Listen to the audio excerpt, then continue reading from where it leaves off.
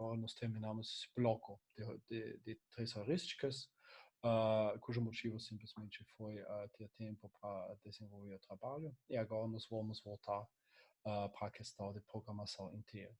Então, esse bloco aqui tem uma sequência de, agora não lembro, 3, 4, 5 aulas sobre isso, em que nós vamos principalmente cuidar de técnicas de solução. Então, hoje é a primeira aula sobre técnicas de solução.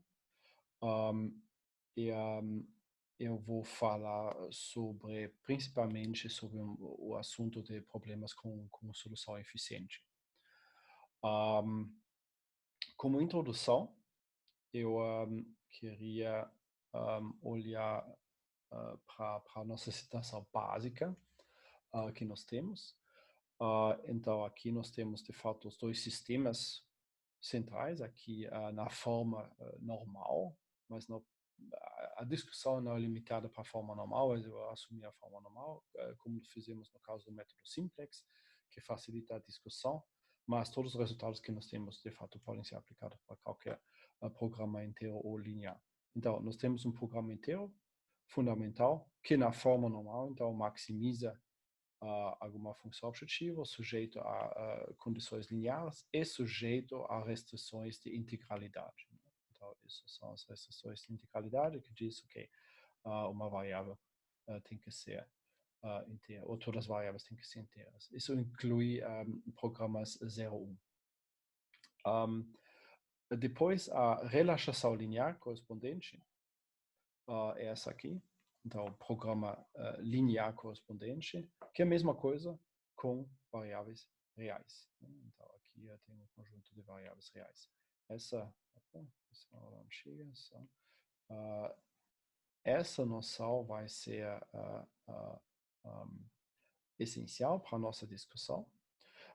Também que o primeiro ponto, lembra, que eu poderia colocar aqui do lado de novo, a questão de resolver, o problema de resolver programas inteiros é bem difícil. Enquanto o problema de resolver programas lineares é polinomial. Então, nós estamos numa outra classe de complexidade. O problema de resolver programas inteiros é bem mais difícil.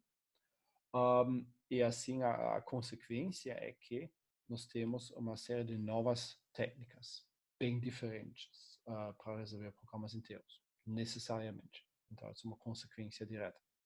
Porém, como esse segundo ponto só mostra na revisão que é uma relaxação linear, mas eu antecipando já, a relaxação linear vai ser central para todas as abordagens que nós temos. Então, baseado na relaxação linear de uma forma ou outra, nós vamos ter 3 técnicas essenciais. A primeira, de fato, não é propriamente uma técnica, mas é mais uma série de condições, mais uma análise de um sistema. Então, condições que garantem que um programa linear é ótimo, ou seja, a relaxação linear resolve o problema. Isso é o sonho, né, basicamente. Eu tenho um programa inteiro, né, para repetir isso aqui. Eu vou partir de um programa inteiro, que a princípio é um problema bem difícil de resolver. Eu vou passar para a relaxação linear, resolver a relaxação linear, que eu posso fazer, por exemplo, via método simplex, de forma eficiente, mas não comprovadamente polinomialmente. E depois, isso me dá a solução para o programa inteiro, para um programa inteiro correspondente também. Isso seria perfeito. Então, isso me daria uma solução polinomial. Obviamente, isso nem sempre pode funcionar para um problema que é bem difícil. Caso essas condições, então, essas condições que surgem aqui, então, têm limites de aplicabilidade. Se eles são aplicáveis, perfeito. Então, eu posso passar para a relaxação linear e resolver. Senão, eu vou ter que fazer métodos de planos de corte ou métodos branch and bound. Essas são as técnicas principais, as outras 2 técnicas principais para resolver programas inteiros em geral. o método de planos de corte e o método de plano de bounty vou explicar mais para frente. Então, hoje e provavelmente na aula que vem, o foco vai ser meramente nesse primeiro ponto aqui. Condições que garantem que a relaxação linear é ótima. Então, vamos ver. Programa linear com soluções inteiras. Como eu posso garantir isso? Tem duas formas de ver isso também. Eu queria aqui tem uma forma mais matemática de definir isso que vai ser mais útil para o nosso desenvolvimento, mas tem uma forma mais intuitiva também. Mas a forma matemática, então, se tem uma base B no final, nós sabemos que a solução correspondente é que as variáveis nulas xn são nulas, né? Isso é parte simples, mas também as variáveis básicas têm o valor b na menos 1b. Então, o que eu queria, de fato, se o LP, a condição do LP resolver, LP resolve o programa linear, eu ia dizer, o programa linear resolve o programa inteiro, caso tenha soluções inteiras. Isso é a hipótese implícita aqui. Então, se com base B, eu tenho uma solução B na menos 1, o vetor zero é inteiro já, obviamente. Então, eu só preciso aquela condição aqui, que B na menos 1, B seja um vetor que consiste somente de números inteiros. Né? Então, pertence assim a M com M restrições. Né? E as variáveis nulas, então, tem o resto. Então, isso seria a condição que eu preciso satisfazer. Né? Então, uma forma, eu chamo aí a forma matemática de fazer isso, é a condição para soluções integrais é que B na menos 1B tem valores inteiros. De forma mais geométrica ou mais intuitiva, isso é simples de ver também no rascunho que eu já fiz várias vezes, com duas variáveis, uma série de restrições aqui, e talvez uma direção da função objetivo.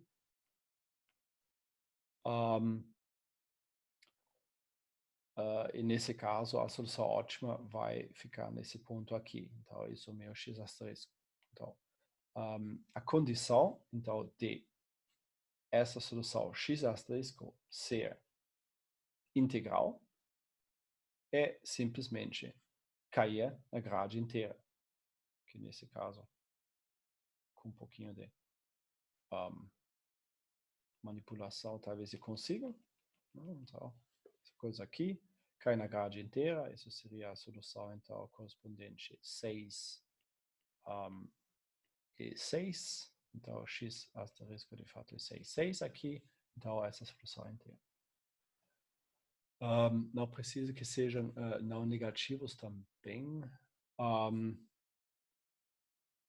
Essa foi uma dúvida, talvez ainda aqui, né? Frederico, ou aqui.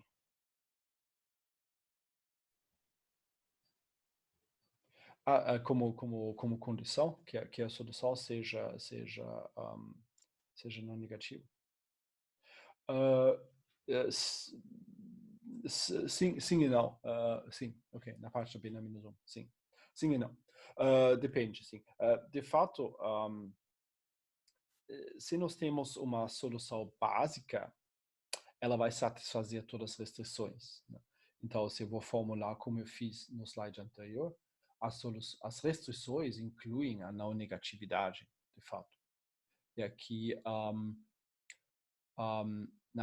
a solução não pode ser uma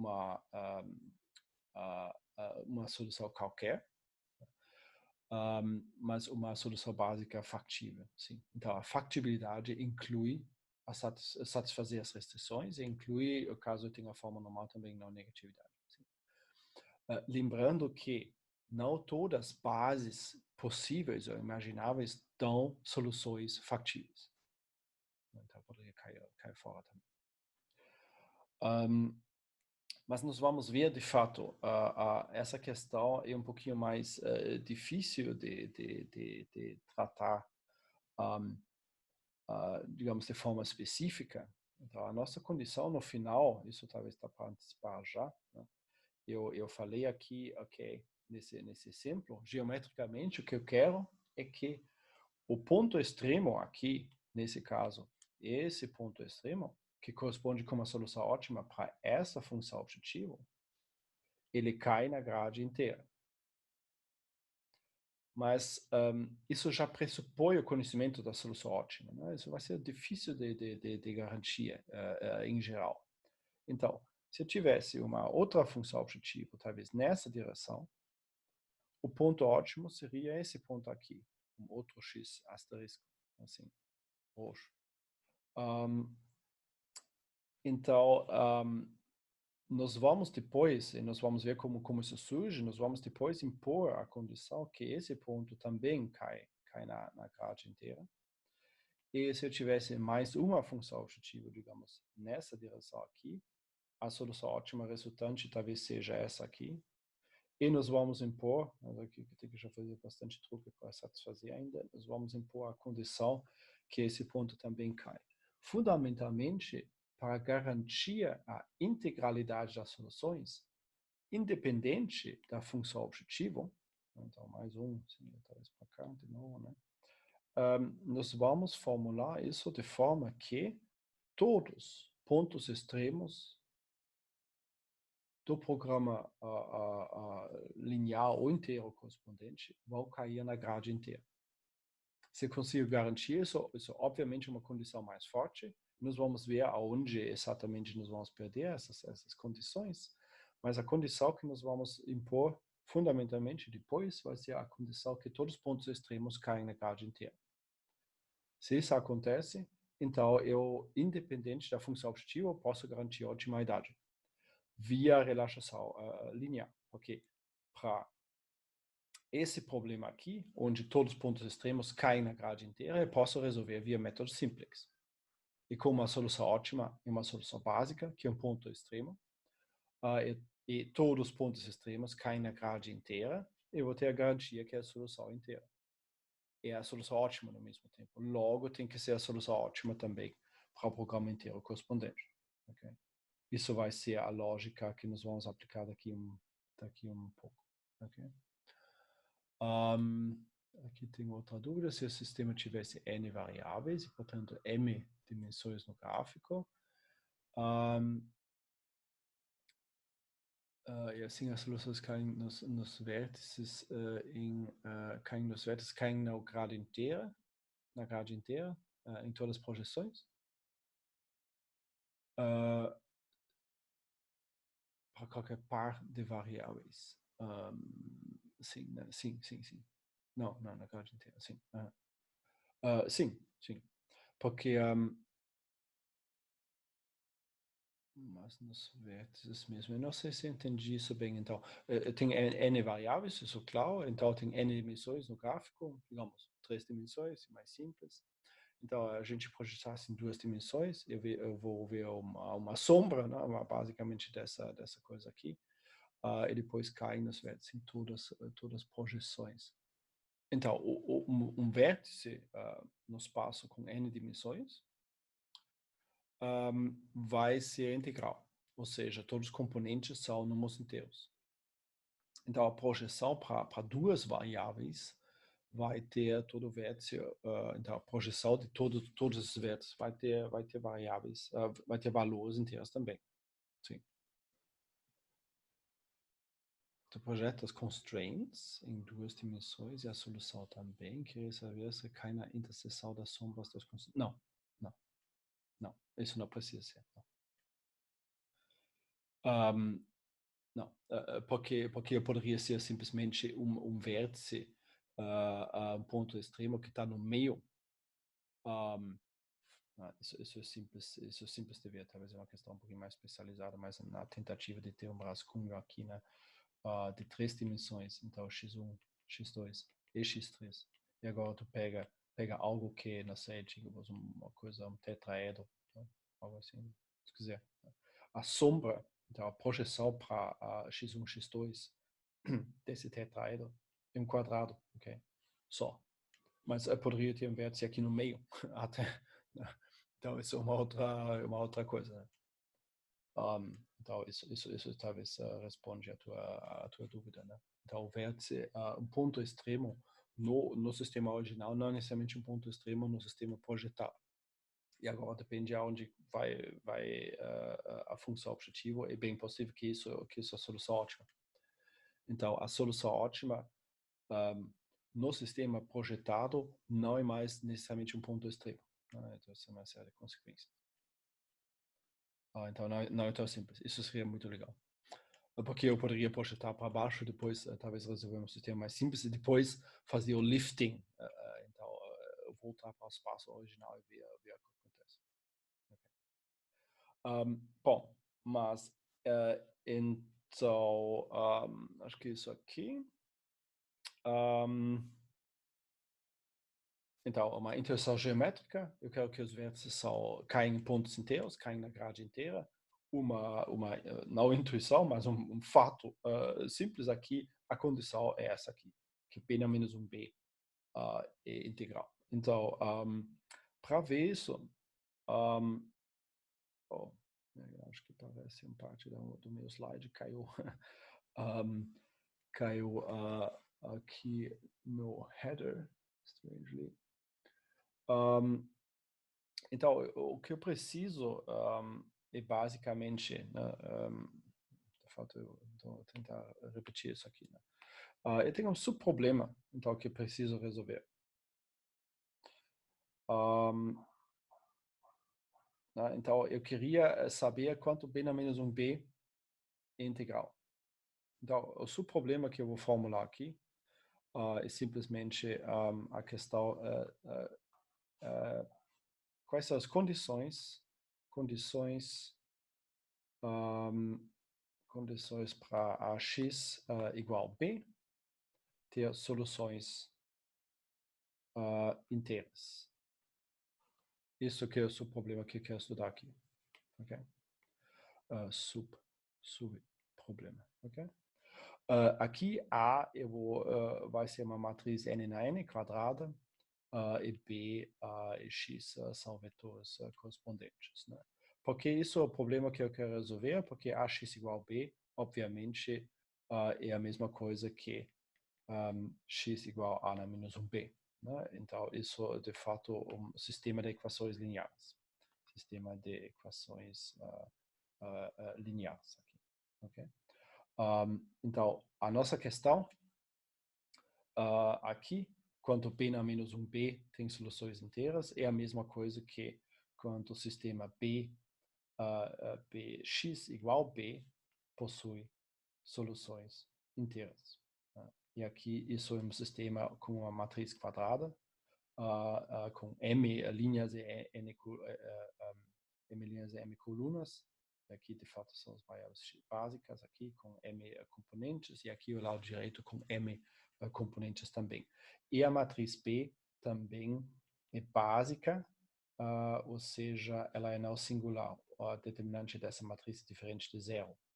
Ou seja, por isso eu posso me limitar aqui embaixo para a questão, então, determinante A é diferente de zero, então a inversa existe, né, nesse caso.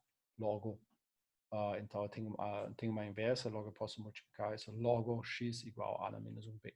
Okay?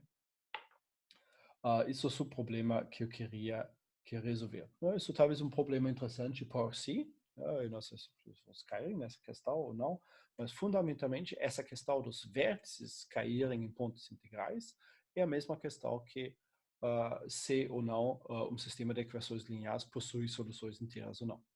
Então, a questão é quais são as condições para garantias. Para decidir isso, eu vou usar um teorema do Cramer, que diz a solução de AX igual a B, aqui, né? É exatamente o que eu quero, né? E é simplesmente isso aqui. Xi igual a determinante de AI dividido pela determinante de A. Onde AI, aqui tem essa cláusula, aqui explica o que AI é. AI é a mesma matriz A, só que a 20ª coluna foi substituída por B. Pega o vetor B, eu vou fazer um cut and paste e colocar lá na 20ª coluna. Então, é uma matriz um pouquinho diferente, mas quase a matriz A, só com a 20ª coluna diferente. Aqui, com essa matriz, eu vou calcular a determinante, dá algum valor, e depois eu vou calcular a determinante da matriz A, que dá um outro valor, e nós estamos assumindo que a determinante não é zero, então eu posso dividir pela determinante também. Então eu vou dividir a primeira determinante pela segunda, isso me dá o valor da 20ª variável direto. Então, isso é um critério bem conveniente para calcular soluções ou para ver a solução analiticamente. Então, isso é praticamente conveniente para nós, porque eu queria garantir que isso é um número inteiro, né, para todo i. Isso vai garantir que a solução é integral. Né? Então, eu vou quebrar essa questão de tudo isso aqui integral para uma questão variável por variável. Okay? Dúvida? Primeiro, vocês conheciam a regra do Cramer? Mais fácil inverter uma única vez, multiplicar uma vez as matrizes que calcular em vez do determinante. Sim, então, tem uma série de nós, tem ok, e uma dúvida. Sim, isso teria sido a dúvida que eu queria fazer nesse momento. Provavelmente vocês estudaram, não, com certeza é pré-requisito para essa disciplina, né? Vocês estudaram a álgebra linear, e lá provavelmente vocês estudaram também a solução de sistemas de equações lineares, e talvez a regra de Cramer ou não, mas a dúvida aqui é, isso não é melhor inverter a matriz uma vez que calcular n mais uma vez o determinante? E a resposta é sim. Né? Por isso, a regra de Cramer não é uma boa um bom método para resolver sistemas de equações lineares. Né? Ninguém faz dessa forma, porque determinante calcular determinante é quase tão pesado como inverter a matriz. Então, isso não me ajuda. Mas nesse ponto aqui, nós não queremos calcular essas determinantes, nós queremos pensar sobre quais são as condições de integralidade, né? E aqui conveniente, né? É um critério matemático. Aqui eu posso, de fato, quebrar essa questão diretamente lá. Então, qual a condição para xi ser integral?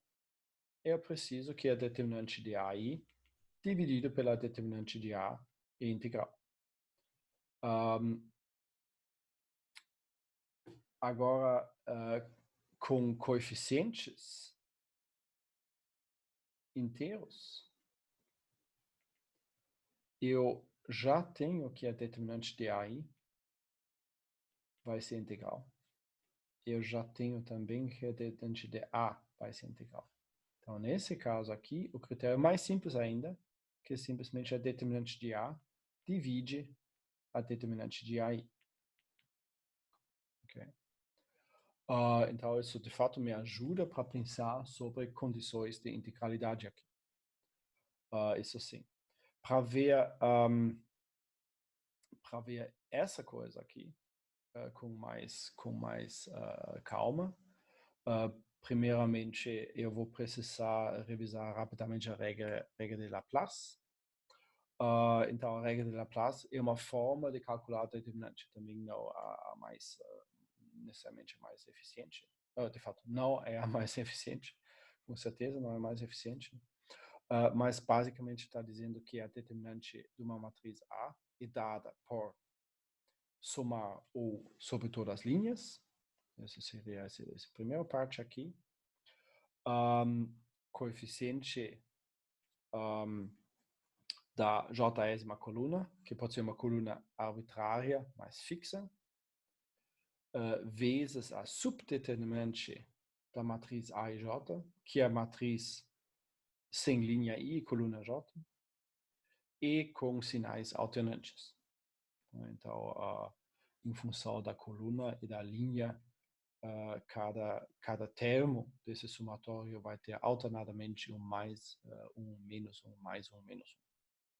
A mesma coisa pode ser feito também por fixar uma linha I arbitrária e depois somar sobre todas as colunas.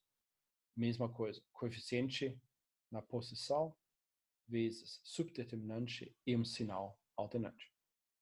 Okay. Essa regra também eu normalmente não quero executar. É muito complicado, eu tenho que calcular muitos determinantes, porque isso basicamente é uma definição recursiva. Determinante é quebrada em subdeterminantes.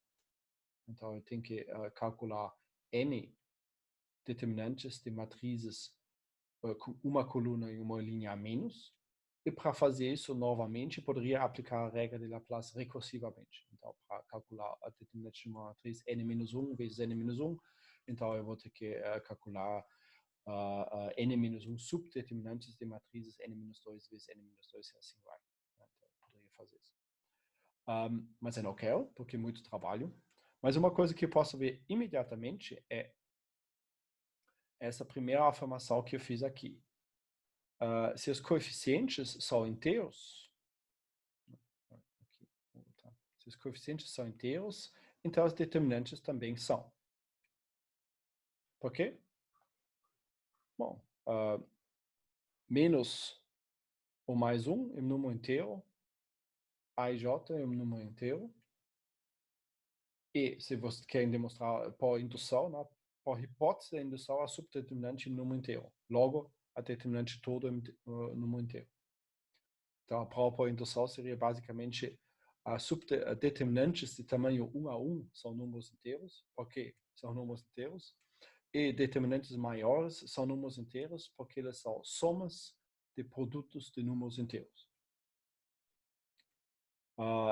E determinantes menores são números inteiros porque é por hipótese da indução. Isso seria a prova rápida de ver que determinantes dessa forma são números inteiros.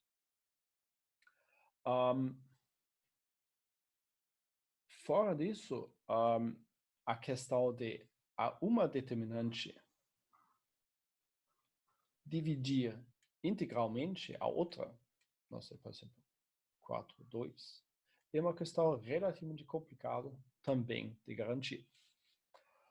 Então, na aplicação para os nossos sistemas lineares, nós vamos fazer isso mais simples. Então, a aplicação para a questão B na menos 1, aqui, onde B, né, foi essa matriz básica, né? Então, B é uma matriz básica.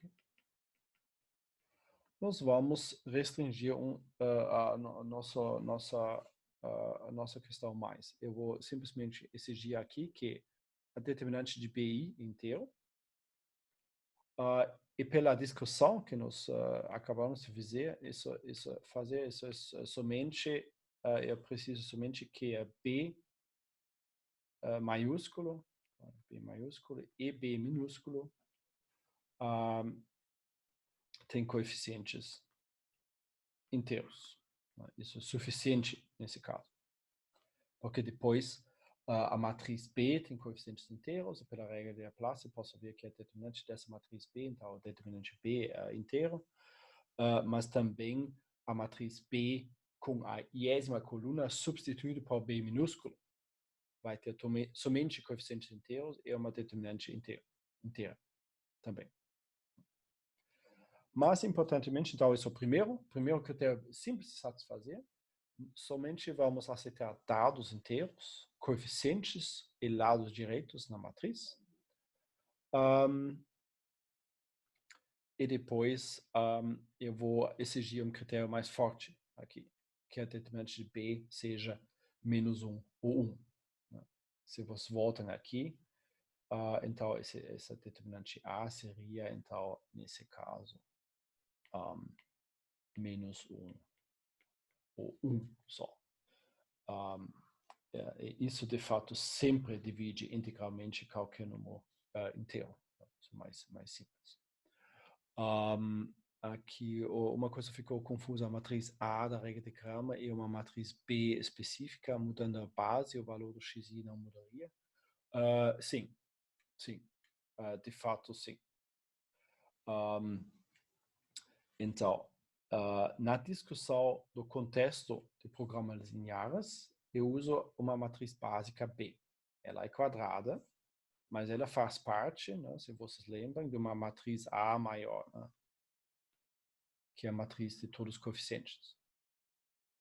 Agora, na discussão aqui, separadamente, eu usei A como matriz genérica, como se formula em programas lineares. Então, A aqui é uma matriz quadrada, que eu acho que eu coloquei lá embaixo, vou repetir aqui de novo. Então, isso é somente subproblema, separadamente, para um sistema de equações lineares com matriz quadrada A, quais as condições de ter soluções inteiras. Okay. Agora, a aplicação para uma base específica, aqui o B e o A do slide anterior. B é uma matriz quadrada, então eu poderia aplicar esse raciocínio aqui. Então, para todas as combinações de base, a gente vai precisar testar aquilo, sim. Sim ou não. Nós vamos chegar em um minuto lá, mas então só para fazer a conexão, porque talvez tenha uma possível confusão de A's e B's aqui. Então, nessa aplicação eu posso garantir, isso vai ser o critério que eu aplico aqui. Dados inteiros, parte 1, e a determinante da matriz básica tem que ser menos 1 ou 1. Eu já sei que a determinante da matriz básica não é zero, então nesse caso não seria válido. Pode ser uma matriz básica, mas então eu vou querer que a determinante é menos 1 ou 1. Por quê? Menos 1 e 1 divide qualquer número inteiro, que é o determinante do BI inteiro. Então, nesse caso, eu posso garantir isso. Isso aqui, coloco aqui, eu queria só enfatizar esse ponto, antes de responder, Frederico, a tua dúvida completa. Isso, de alguma forma, é uma simplificação. Acho que tem um exemplo no próximo slide também. Uma simplificação, porque eu queria garantir, eu queria garantir que as soluções são inteiras, mas eu não consigo fazer isso. Muito bem, então eu vou exigir que a determinante da matriz B menos 1 é 1. Então isso é mais forte o critério que é necessário. Okay. Aqui tem os slides. Então eu tenho que empurrar a resposta da dúvida do Frederico um pouquinho mais para frente ainda. Aqui tem um exemplo que mostra que essa condição é suficiente, mas não necessária, ou seja, mais forte que necessária. Aqui tem esse sisteminha aqui, 2, 2, 1, 0, x1, x2 igual a 2, e possui uma solução inteira 1, 0. Que é simples de ver, isso vai selecionar a primeira coluna só, mas a determinante da matriz é menos 2. Né? Mas eu vou exigir que a determinante seja, tá aqui, menos 1 e 1. Então, isso exclui algumas soluções. É um critério, uma condição suficiente, mas não necessária. Simplesmente porque eu não consigo garantir isso no caso geral. Okay. Agora é a resposta para... Oh, uau, aqui tá uma coisa não deu certo também. Agora é a resposta completa para essa dúvida. E eu apliquei, então, esse raciocínio para uma base específica. B maiúsculo, conhecida. E aqui, se eu tivesse essa base, eu poderia garantir, então, que é a solução correspondente inteira. Mas isso talvez é mais simples, rodar o método simplex é só olhar. Eu queria um critério que me garante isso antes, já. E aqui entra essa generalização que eu falei no início. Nós não vamos garantir somente que um ponto específico, ponto ótimo, cai na grade inteira, ou em ponto inteiro. Nós vamos garantir que todos os pontos extremos, todos os possíveis pontos ótimos sobre todas as funções objetivas possíveis vão cair na grade inteira. Então, a aplicação praxis igual B, e aqui o A agora é a matriz completa do programa linear, então M linhas, N colunas. Eu vou exigir simplesmente que todo o sistema B-1B satisfaz essas condições. E para garantir isso, eu preciso basicamente formular essa condição aqui, que toda submatriz quadrada que não é singular, então que poderia ser uma base, de A possui uma determinante -1 ou 1. E aqui acho que isso responde à tua dúvida. Então, para todas as combinações de base, a gente vai precisar testar aquilo. Sim, de alguma forma sim. Nós vamos ver essa condição. Né? Aqui entra essa generalidade. O polítopo, o polígono em 2D, vai ser para todas as bases possíveis. Né? Ou seja, essa base, essa base, essa base, aquela base, essa, para todas as bases possíveis, eu vou garantir que a solução correspondente é inteira. Isso garante que todos os vértices extremos caem na grade inteira. Isso novamente mais forte que precisa, mas torna o resultado independente da função objetiva. A função objetiva não vai ser mais necessária. E nós vamos depois ver, por isso eu evitei a palavra testar, que esse critério, isso vai ser o critério que eu vou usar, o que se usa, não somente eu, né? Mas o critério sim, e ainda é pesado de validar. Não, é quase equivalente com testar todas as bases. Mas depois nós vamos, de fato, depois nessa aula ainda, nós vamos desenvolver alguns critérios mais simples de fazer a mesma coisa. Okay? Mas, então, talvez, eu vou voltar para o slide anterior. Isso faz sentido? Alguém tem mais uma dúvida sobre isso? Quer formular uma coisa? Né? A nossa ideia foi, olha para uma base, garante que essa base inteira. A resposta foi, preciso dados inteiros e que a determinante dessa matriz básica é -1 e 1. E agora generaliza para todas as bases possíveis.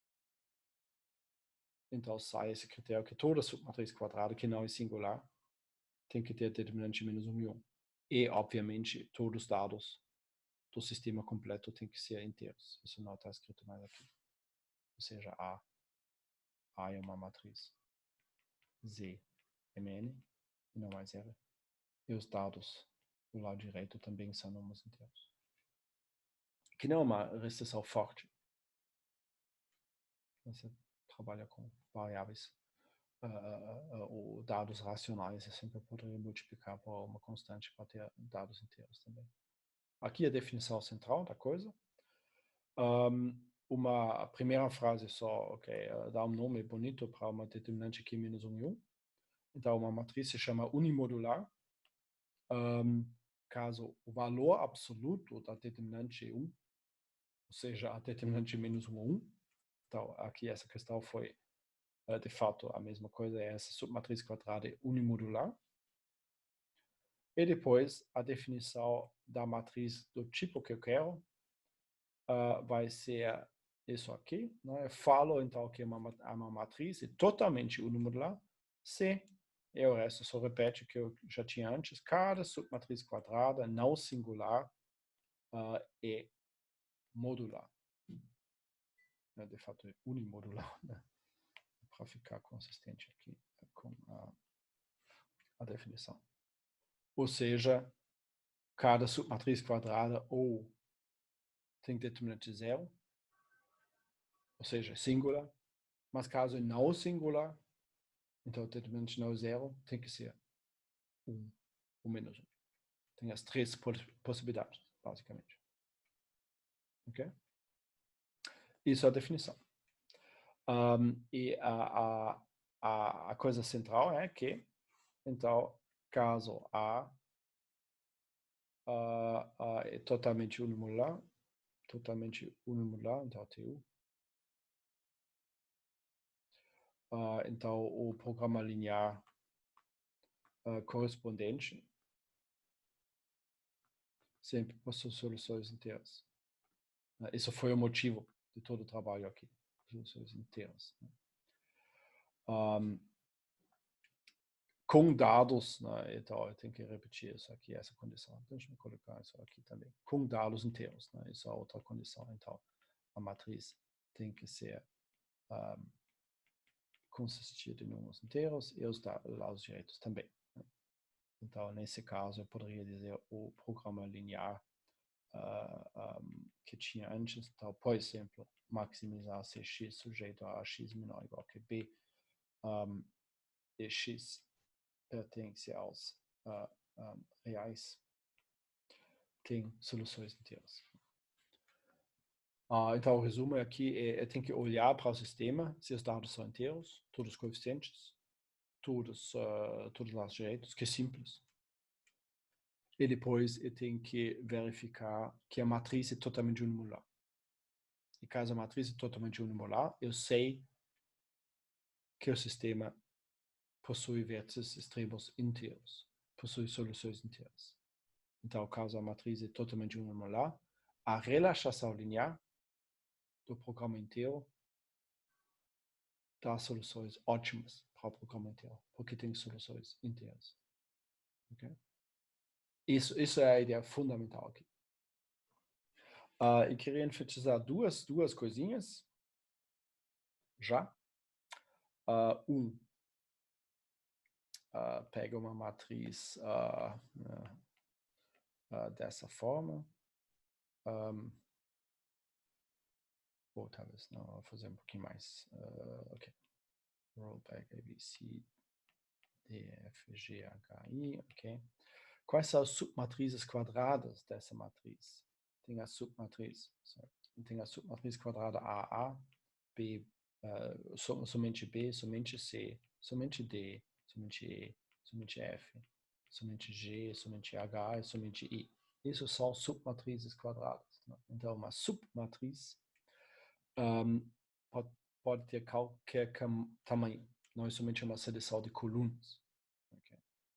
Também uma submatriz quadrada 2A2 poderia ser EFHI, mas, importante também, ela não precisa ser contínua. Então, uma submatriz quadrada 2A2 poderia ser ACGI. Essa aqui. Também possível. Okay? E, fundamentalmente, essa matriz também, isso talvez é óbvio ou não, tem uma submatriz quadrada 3A3 também, que é a própria matriz. Todas essas submatrizes quadradas você tem que verificar e garantir que a determinante ou é 0, ou é 1, ou é menos 1, para garantir que a matriz é TU. Então, sim, tem muitas submatrizes quadradas. Okay. Mas é importante, então, as submatrizes, você coloca isso como observação. Então, submatrizes não precisam ser contíguas. Acho que isso é a palavra em português para isso, né? Então, podem ser. Então, o exemplo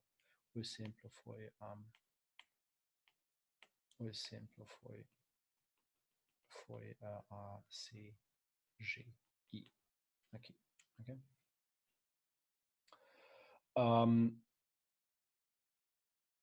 Qual é o determinante da matriz C aqui? Aqui tem outra dúvida do Frederico, se a matriz inicial foi M vezes N, não bastaria ver a matriz quadrada ZNN, não? Não, porque as linhas, em geral, poderiam ser linearmente dependentes. E assim,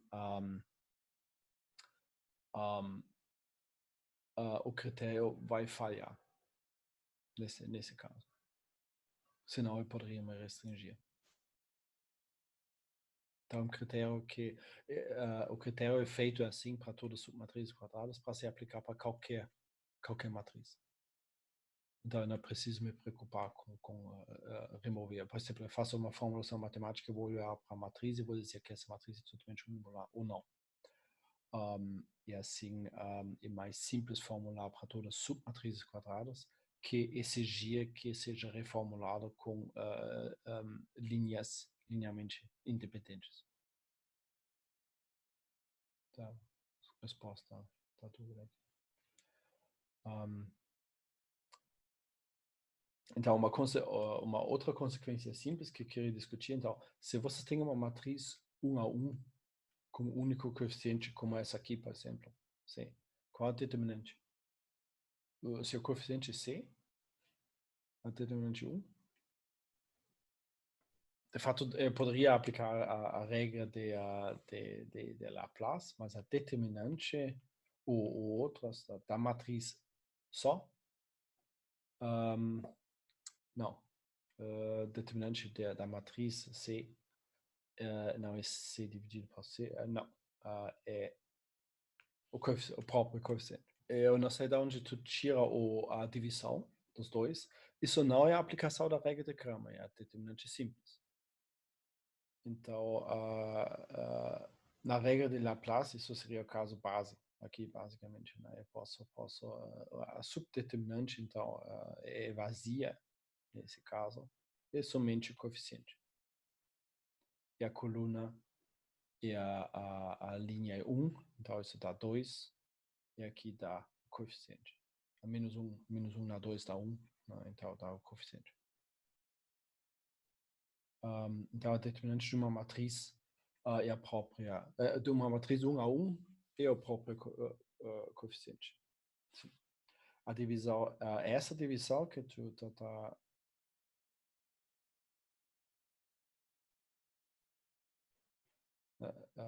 essa divisão aqui, caso essa divisão aqui, é só para enfatizar a diferença, isso é o teorema do Cramer, que me dá a solução, a iésima componente da solução. E aqui eu tenho que calcular duas determinantes e dividir uma pela outra.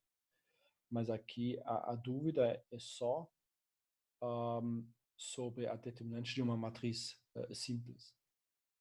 E aqui não tem divisão. E aqui sai coeficiente C.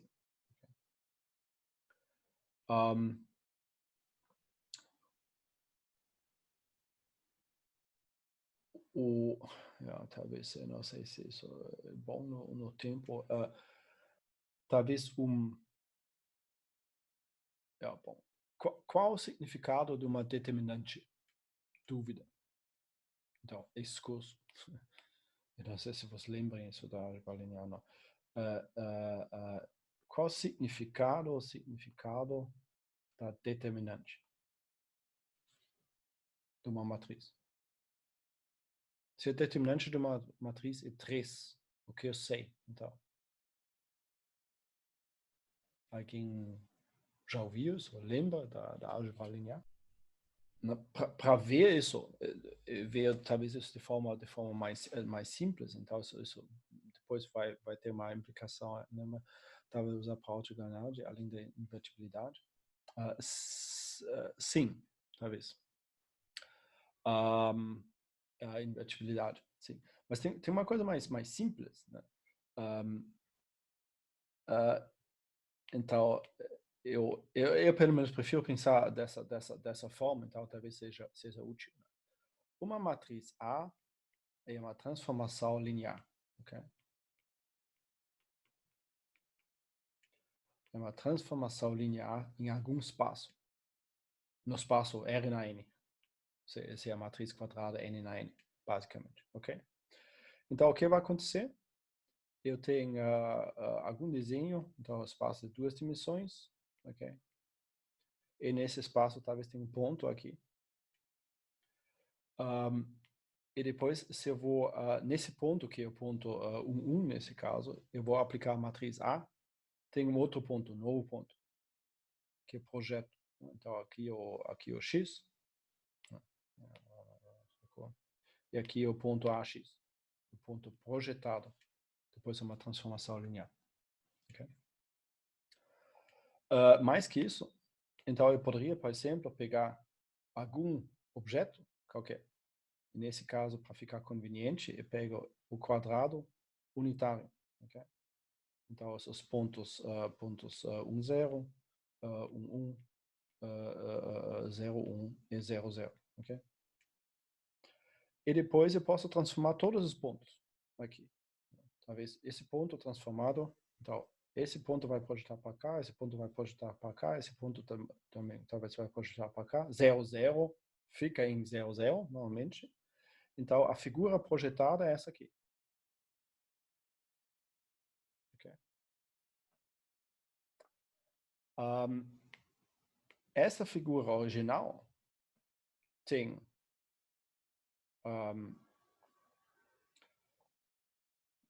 área 1, porque eu peguei um quadrado unitário. Mas poderia ser qualquer outra coisa com área diferente de 1. Não importa. Essa nova figura tem área X, que eu não sei. E aqui é o ponto. De fato, deve ser assim. Eu vou fazer uma meia mentira. Okay? A determinante é a razão das áreas. Ok? Tem uma mini mentira lá, mas eu vou corrigir isso já.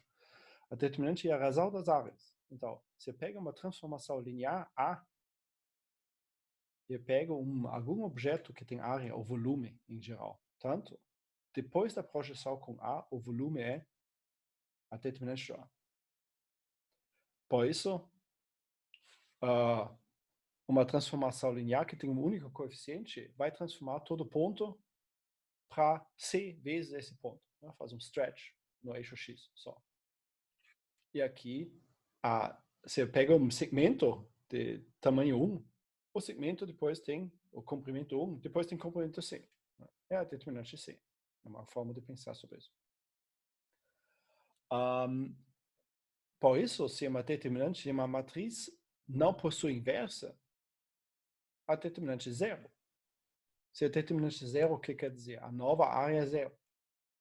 Ou seja, a projeção é degenerada. Ela projeta o volume original para um ponto só, por exemplo. E aqui, obviamente, não tem inversa, porque como eu vou saber quais pontos que caem na mesma posição formam os pontos originais. Então, de fato, toda determinante diferente de zero possui inversa, porque os pontos nessa transformação linear caem em outros pontos diferentes também. Então, tudo isso sai diretamente dessa ideia da determinante. Tem um mini porém aqui que eu corrigir, a determinante pode ser negativa também. Então, de fato, a razão dos volumes é o valor absoluto da determinante. Se tem um sinal negativo, o volume também, mas pode ser espelhado também. Então, isso talvez esse curso aqui sobre determinante, eu vejo aqui uma outra dúvida, se não a divisão vale todos os elementos são inteiros, todas as submetrias quadradas têm determinante inteiro.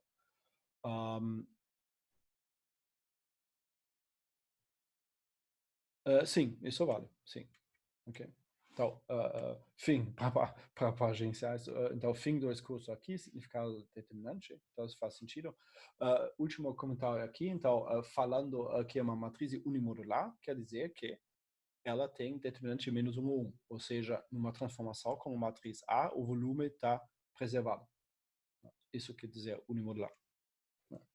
Volume preserving, né, de alguma forma, se você quer assim. Agora, a tua dúvida, se não há divisão, vale todos os elementos são inteiros, todas as submatrizes quadradas têm determinante inteiro? Sim, isso vale, sim. Exatamente.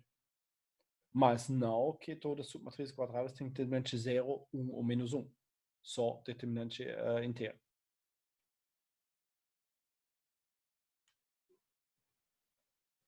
Então, a resposta da dúvida é sim. Okay? Bom, de fato, para terminar esse exemplo aqui, a consequência que eu queria chegar aqui é que a determinante de uma matriz 1 a 1 é o próprio coeficiente. Se eu vou exigir que a determinante da matriz não singular é menos 1 ou 1, isso implica já que todos os coeficientes têm que ser 0, menos 1 ou 1. Ok? Então, isso poderia colocar como observação aqui, que nós vamos, mas uma consequência simples, né? Então, caso a matriz A é totalmente unimolar, todos os coeficientes tem valor, se vocês querem assim, 0, menos 1 ou 1, ok? Isso já é uma grande restrição. Então, matrizes totalmente unimolares são simples de filtrar, pelo menos, né? Se tem coeficiente 2, ou menos 2, ou 5, ou menos 7, ou algo assim, já não pode ser unimolar. Porque a submatriz quadrada correspondente 1 a 1, por exemplo, com coeficiente 5, tem determinante 5. Então, isso não funciona. Okay? Fora disso, então, a nossa situação é mais ou menos isso aqui. Mas a minha observação anterior justifica porque todas as matrizes têm somente coeficientes menos 1, 0, 1, porque tem que ser assim, senão, trivialmente, não é totalmente unimolar.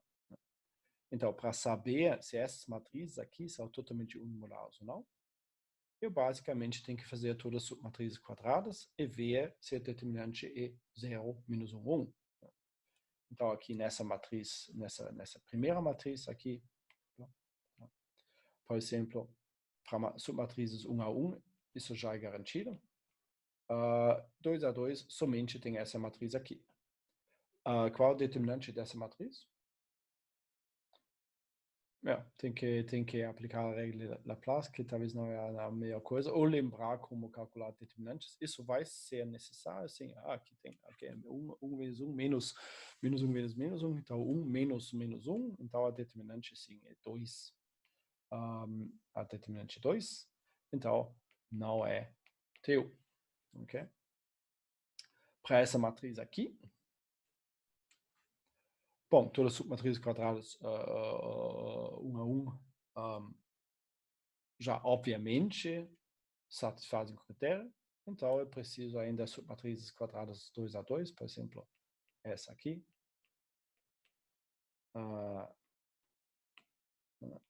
Ou a segunda seria essa aqui, talvez. Então, 1, 0, 0, 1. E a terceira seria o lado direito aqui. Então, 1, 0, 1, 1. E depois eu posso fazer isso com a linha 1 e 3. Mesma coisa. Então, 1, 1, 1, 0. Então, eu vou listar todas uma vez para ver isso completamente. 1, 0, 0, 1. E, fundamentalmente, no final, as linhas 2 e 3. 0, 1, 1, 0. E depois 0, 1, 1, 1. E depois 1, 1, 0, 1. Isso são todas matrizes quadradas 2 a 2. E agora poderia calcular as determinantes de todas as submatrizes quadradas, que é 1, que é legal, 1, legal, 1, legal, menos 1, também ok, e 1, e 1, e what is that? Menos 1, e menos 1, é ok, e aqui dá 1. Então, todas as submatrizes quadradas 2 a 2 tem determinante menos 1 ou 0 ainda, mas 0 não ocorre aqui. Então, o que falta ainda é talvez calcular a determinante de matriz como um todo. Aqui tem diferentes regras. Eu poderia usar isso para aplicar uma vez a regra de Laplace. Então, pegar a primeira linha e dizer que isso vai ser a soma do coeficiente da linha vezes a subdeterminante 1, 1, 0, 1, menos 1 subdeterminante 0, 1, 1, 1. Isso dá, o terceiro coeficiente é 0, então não precisa. Então isso dá aqui 1 vezes, aqui isso é 1, menos 1 vezes, aqui isso aqui é menos 1, então isso dá 2, ok? Então, se não me enganei aqui nos cálculos, a determinante da matriz como toda e 2 também, e logo não é T, infelizmente. Então, dá para concluir umas duas coisas aqui.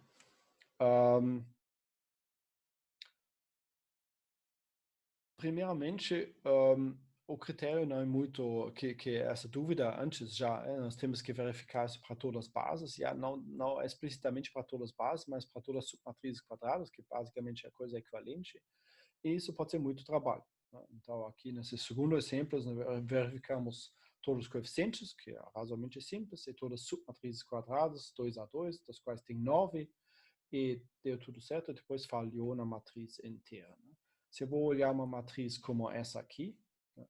Então aqui tem muitas submatrizes quadradas 2 a 2, 3 a 3, 4 a 4, e no final uma 5 a 5, a matriz completa ainda, entra para todas essas matrizes que calcular os determinantes e garantir que é determinante menos 1, o 0. Né? Então isso é um trabalho muito grande. Eu não vou fazer para os dois exemplos aqui, mas a princípio eu poderia aplicar o critério. Então deixo aberto.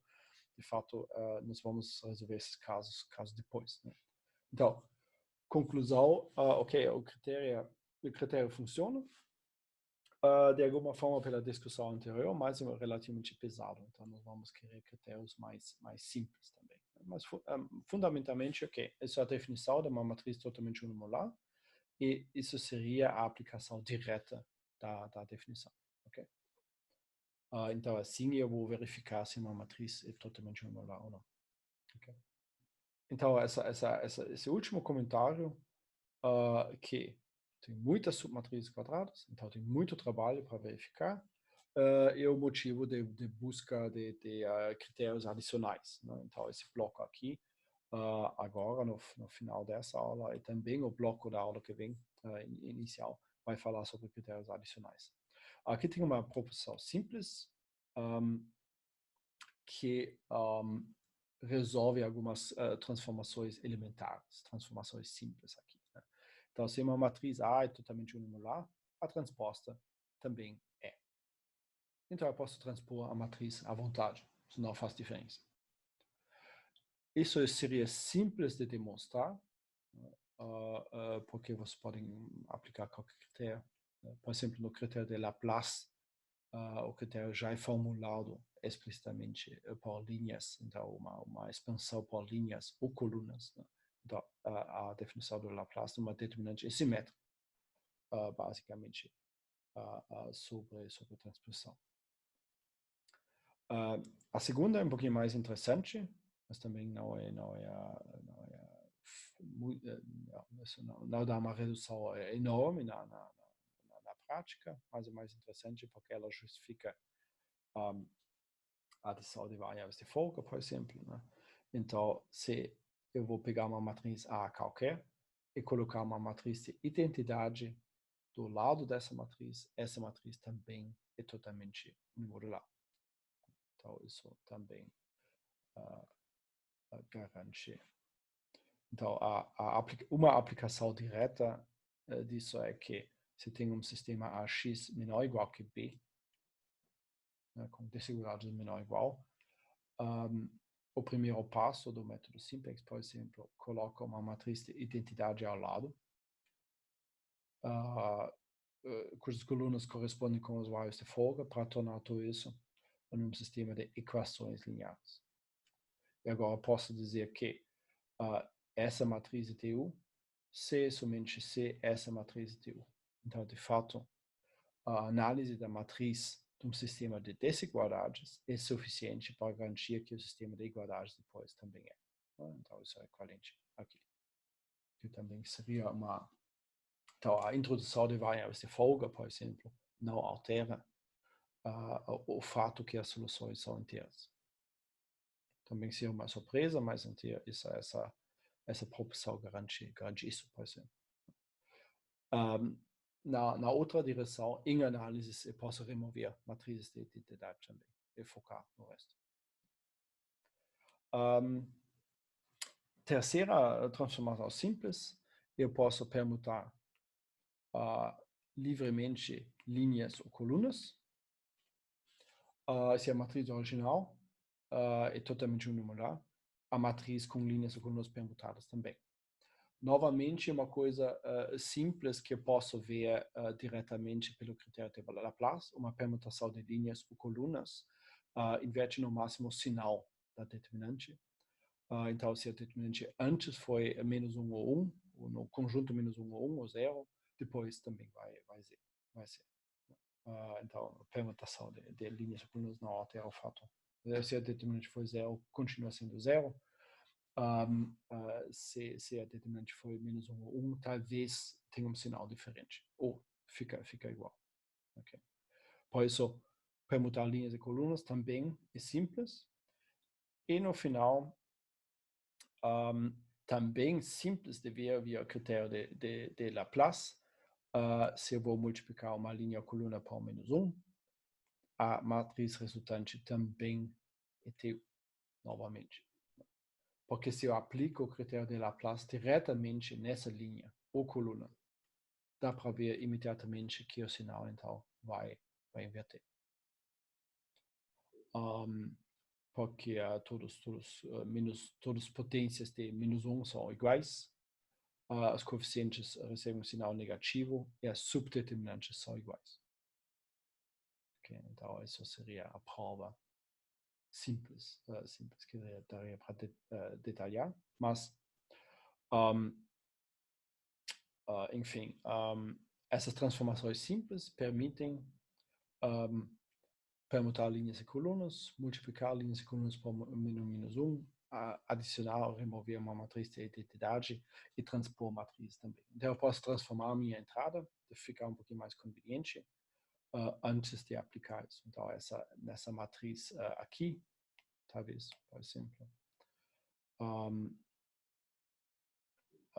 eu poderia ter, não sei se isso faz muito sentido, eu poderia ter, sim, não sei, se eu quero permutar as colunas de forma que 0, 1, 1 fica aqui, 1, 0, 1 fica na segunda posição e 1, 1, 0 fica na terceira.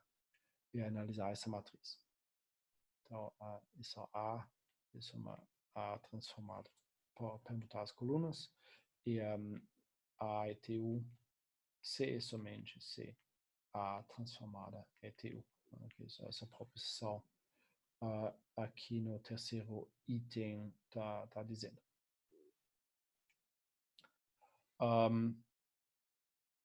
Também eu poderia, por exemplo, nessa matriz aqui, para dar mais um exemplo, eu poderia multiplicar a primeira linha por menos 1, por exemplo, na tentativa de ter mais uns possíveis nessa matriz, talvez. Então, eu poderia tentar maximizar o número de uns, caso isso facilita de alguma forma a minha análise. E, de fato, aqui eu posso ver, então, essa primeira coluna pode ser multiplicada por menos 1 também. Então, o fato de ser totalmente unimodular não entre essas duas matrizes é a mesma. E agora eu vou acabar com uma matriz que tem somente uns, exceto esse menos 1 aqui. Então, talvez mais simples de fazer isso. Okay? Normalmente são transformações simples, né, que permitem simplificar a tarefa um pouquinho, mas eles não reduzem a complexidade fundamentalmente. Né? O número de submatrizes quadradas, 3x3, 4x4, etc., fica a mesma, e depois dessas transformações simples, eu tenho que analisar a mesma quantidade de submatrizes quadradas. Okay. C somente C? Sim. Sim. De fato, item 2, sim, também, eu já falei, sim. Então, sim. Eu poderia aplicar na outra direção também. Eu poderia dizer A e TU. Então, se tu quer reformular, isso também funciona. A e TU, C é somente C, A transposta TU. Ou AI com uma matriz de identidade TU, uma permutação de linhas, ou uma multiplicação da linha coluna por menos um TU. Sim. Então, simetria, mais ou menos. Exceto o segundo item. Para os itens 1, 3 e 4, o C simples implica, evidentemente, o C é somente C.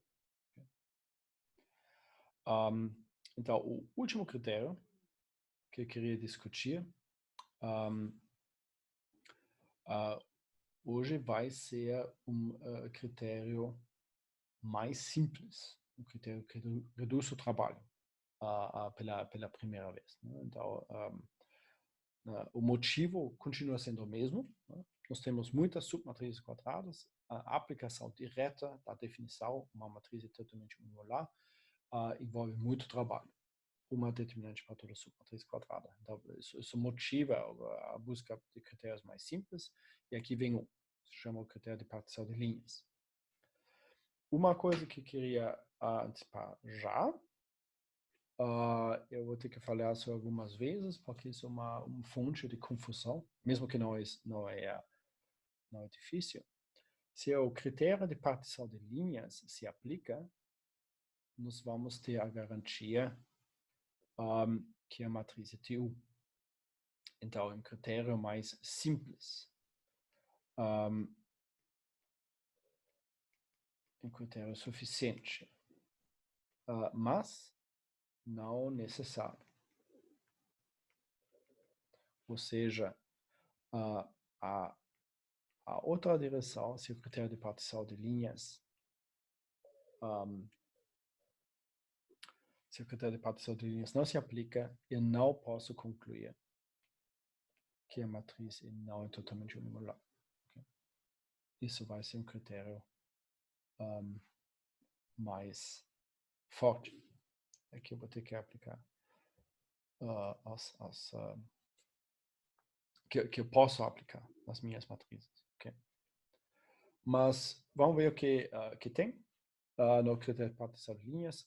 Uma matriz A, então é totalmente unimodular, caso tem três subcritérios satisfeitos. Primeiramente, todo coeficiente é 0, menos 1 ou 1.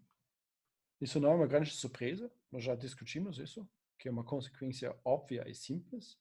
Então, de fato, esse primeiro critério é simples de verificar e evidente pela definição. Uma consequência simples de definição, não tem muita novidade aqui. O segundo critério restringe, de fato. Cada coluna contém no máximo 2 coeficientes não nulos. Então, aqui restringe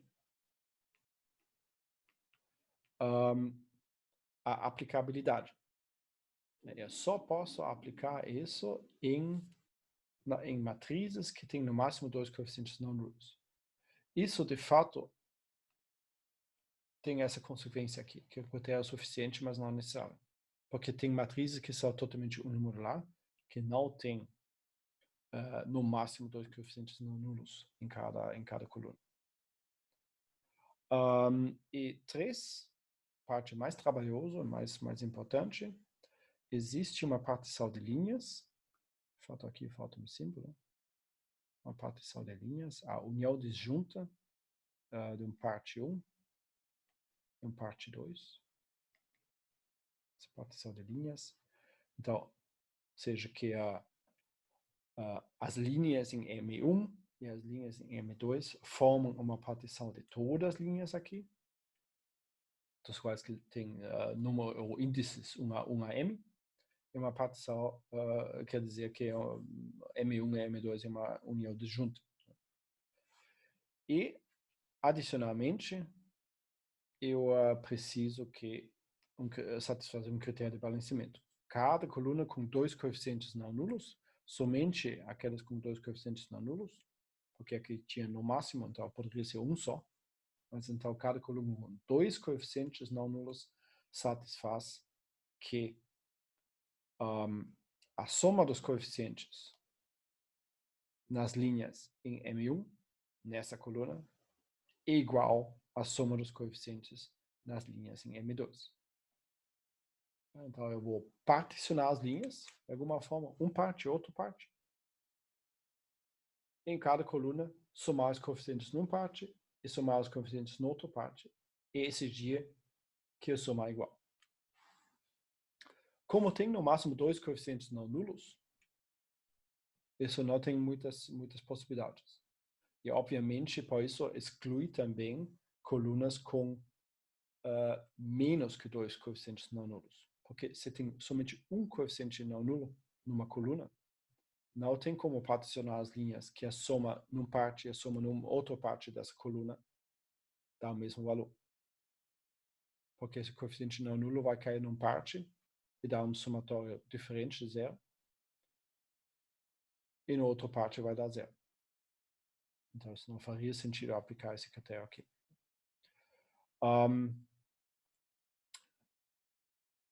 Eu vou já diretamente mostrar um exemplo para ilustrar isso um pouquinho mais a definição mais claramente, mas eu queria fazer mais uma observação, além do fato que é um critério somente suficiente, mas não necessário, é que aqui vocês podem ver uma redução do trabalho.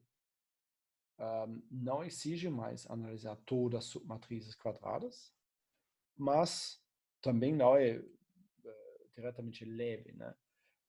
Precisa garantir a existência de uma partição de linhas, dos quais tem M. Então, a dúvida aqui, quantas partições de linhas tem? Você tem M linhas, e quer separar as linhas em dois conjuntos. E aqui o critério 3 exige que eu garante a existência de uma partição. Então, eu vou definir a existência como a existência de uma partição. 2 na M-1, isso aqui. Eu poderia, se eu deixo partições triviais também, eu poderia dizer 2 na M.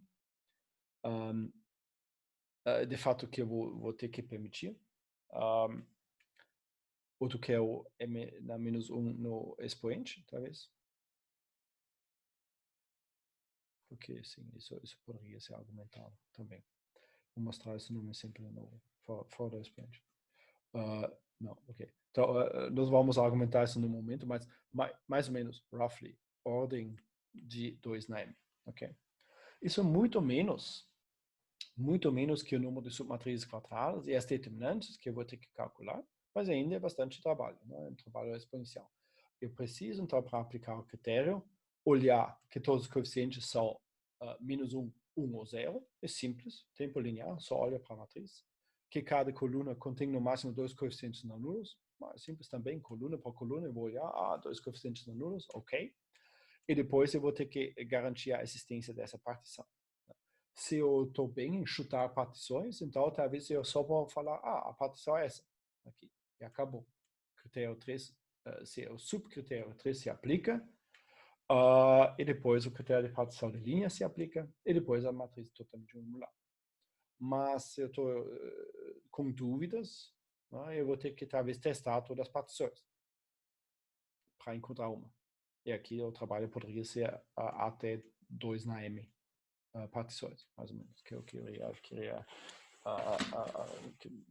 testar. E pior ainda, né, só para reforçar isso de novo, caso eu testei todas as 2 na M e nenhuma satisfaz o subcritério 3, eu não posso concluir que a matriz não é totalmente numeral. Se isso acontece, eu tenho que recorrer à definição, infelizmente. Então, um critério suficiente, mas não necessário. Mas nós vamos usar isso em argumentos teóricos, principalmente, também, e não para calcular, assim, ou aplicar isso diretamente na prática. Bom, aqui reforça essa coisa, porque isso é uma fonte muito, então, muito comum receber argumentos que alguém fala, o critério de partição de linhas não se aplica, logo a matriz não é TU. Isso não é verdade. Isso não é verdade. Então, aqui tem um exemplo. Essa matriz é totalmente unimodular. Vocês podem aplicar a definição, se vocês quiserem, fazem todas as submatrizes quadradas e ver. Mas é simples, porque todas as determinantes são zero. Okay. Então, assim, a matriz é também a matriz completa é linearmente dependente, obviamente tem determinante zero, e as submatrizes quadradas são todas 1, 1, 1, 1, também tem determinante zero, então é simples de ver aqui totalmente unimodular. Mas não posso aplicar o critério de partição de linhas, porque não tem nenhuma coluna com no máximo 2 coeficientes não nulos. Toda coluna tem 3 coeficientes não nulos. Okay. Mas, mais interessantemente, aqui, exemplo do slide anterior, que eu não fiz, né? Esse aqui. Nesse exemplo, eu posso perceber, aqui tem 2 coeficientes não nulos, 2 coeficientes não nulos, 1 coeficiente não nulo, 2 coeficientes não nulos. Nesse exemplo, eu posso aplicar o critério de partição de linha sim. Os subcritérios, que demos outro nome aqui, 1 e 2, são claramente satisfeitos, ou seja, todos os coeficientes aqui são menos 1, 1 ou 0, obviamente. E os número de coeficientes não nulos já verificamos, isso seria o subcritério 2. Então, número de coeficientes não nulos. Então, é somente a questão da partição de linhas. Né? Então, nós temos 3 linhas. Então, o conjunto vai ser 1, 2 e 3. E aqui são todas possíveis partições do conjunto 1, 2 e 3 em 2 partes. A primeira parte pode ser vazio, a segunda tudo.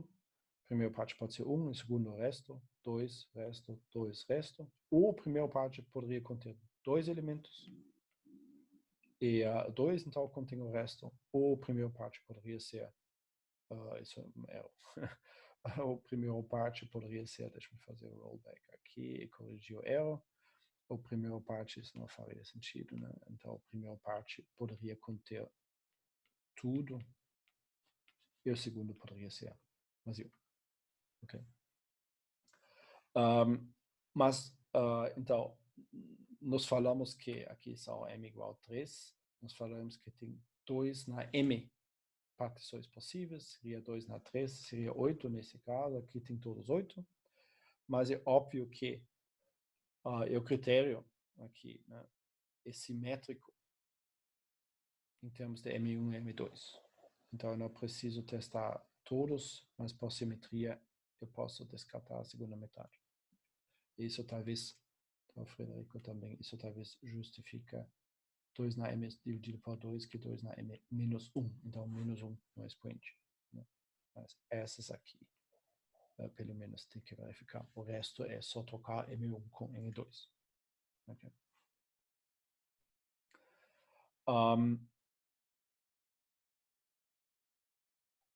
Então, nesse caso, né, vamos talvez ver um exemplo, esse exemplo aqui, da linha 1.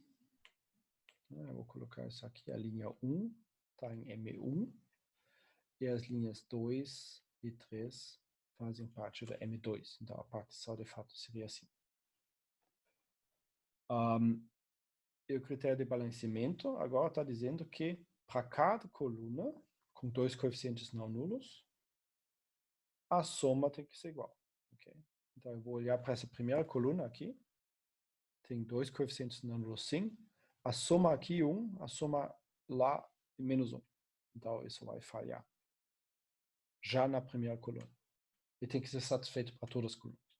Então, isso, por exemplo, não é uma partição testemunhando, se vocês querem assim, a aplicação do critério de partição de linhas. Uma que funciona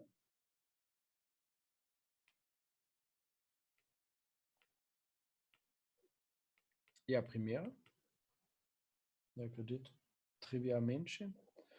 Então, a primeira tem nada em M1 e M2 contém todas as linhas. M2. Okay. Então, na primeira coluna, trivialmente, a soma das linhas em M1 dá 0, mas a soma aqui das linhas em M2 dá 1 e menos 1, 0 também. O balanceamento está satisfeito. Na segunda coluna, acontece a mesma coisa. Na terceira coluna, eu não preciso verificar, porque o critério de balanceamento só se aplica para aquelas com dois coeficientes não nulos. E, finalmente, na última coluna, a mesma coisa acontece. Somatório dos coeficientes em M1, vacuamente 0, e aqui a soma dá 0 também. Então, isso ok. E, de fato, então, isso é uma partição que, de fato, funciona. Então, aqui eu poderia concluir, de fato, então, pelo critério de partição de linhas, com M1 vazio e M2 igual os coeficientes 1, 2 e 3. A matriz é totalmente unimolar. Okay? Então, isso vai concluir essa análise. Eu posso verificar, de fato, para os fins do exemplo, que os dois aqui também não funcionam. Então, os 4 que eu vou testar aqui, tem uma que funciona, que é suficiente, né? Só pede a existência de alguma partição que satisfaz isso. Okay? Nós fizemos fundamentalmente 2 coisas hoje. Explorando a questão, quais condições a relaxação linear resolve o problema inteiro correspondente. Nós chegamos por considerações de sistemas de equações lineares na definição de uma matriz totalmente unimodular. E a resposta foi, se todos os dados são inteiros, coeficientes de lados direitos, a função objetiva não vale, ou não precisa. Se todos os dados são inteiros e a matriz é totalmente unimodular, então o programa linear correspondente, a relaxação linear correspondente resolve. Esse foi o primeiro resultado principal.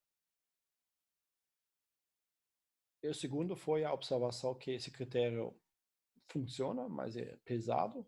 Então, nós temos um critério suficiente, mas não necessário, mais simples. O critério de partição de linhas, que é esse aqui. Então, se o critério de partição de linhas é satisfeito, eu posso também concluir que a matriz é totalmente unipolar. Isso vai ser conveniente em algumas aplicações, porque isso é surpreendentemente frequente na prática. Porém, caso o critério de partição de linhas não se aplica, eu não sei nada. Então, tenho que recorrer de novo para a definição. Okay? E aqui tem uma dúvida, fica claro porque o critério de partição é suficiente? Isso vai ser explicado? Não, eu não expliquei. Eu só constei o teorema, a proporção da partição de linhas que está aqui, é assim. Né? Mas a prova disso é uma simples prova por contradição. Tem nas notas de aula, quem quer ver isso basicamente. Né? Então, a estrutura da prova é basicamente, então, assume o critério de partição de linhas é satisfeito, mas a matriz não é totalmente unimodular. Caso ela não é totalmente unimodular, tem que existir uma submatriz quadrada cuja determinante não é 0, menos 1 ou 1. Pega a menor submatriz quadrada desse exemplo. Essa menor submatriz quadrada não poderia ter uma coluna que tem somente um coeficiente não nulo, ou uma coluna inteiramente nula. Senão eu poderia remover essa coluna e a submatriz menor ainda teria a mesma característica, de ter uma determinante diferente de -1, 0 ou 1. Então, todas as colunas desse menor contra sempre tem dois coeficientes não nulos, mas então pelo subcritério 3 aqui, que está no slide, a combinação linear dessas linhas, ou as linhas são linearmente dependentes. Ok, a soma de fato das colunas, né, nesse caso, a soma das linhas, a soma das linhas da primeira parte é igual à soma das linhas da segunda parte, ou seja, subtraindo um do outro dá zero. Em contradição com a hipótese que a determinante da matriz diferente de zero, -1 e 0. Mais ou menos isso. Né?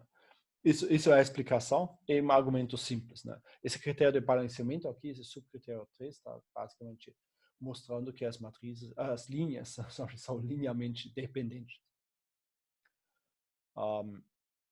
Então, não poderia ter uma submatriz com determinantes diferentes. Então, aula que vem, nós vamos continuar. Tem mais algumas observações rápidas sobre proteção de linhas e outros critérios. Alguns bem mais simples, mas com um escopo menos abrangente, e um escopo mais abrangente, um pouquinho mais complicados, e depois nós vamos aplicar isso na segunda também para problemas reais, né? E não somente para matrizes puras aqui, isso fica mais... Isso é o motivo principal, fica mais interessante para aplicar para problemas inteiros. Okay? Bom, então, vou encerrar com isso. Obrigado pela atenção. Good night and good luck.